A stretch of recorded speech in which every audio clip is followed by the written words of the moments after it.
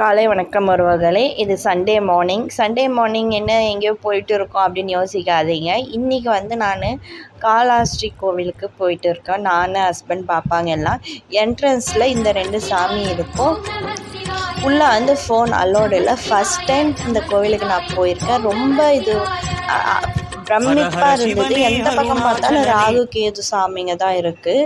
ரொம்ப பிளஸ்டாக ஃபீல் பண்ண மாதிரி இருந்தது இன்றைக்கி. நான் ஃபஸ்ட் டைம் இந்த கோயிலுக்கு சிவன் இது மாதிரி பார்க்க போயிருக்கேன். இதுதான் கோயில் என்ட்ரன்ஸ். இதுக்குள்ளே தான் சாமி இருக்குது.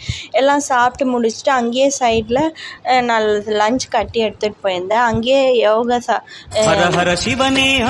அங்கேயே ஈஷா யோகா மாதிரி அங்கே ஒரு சிவன் சிலை இருக்குது.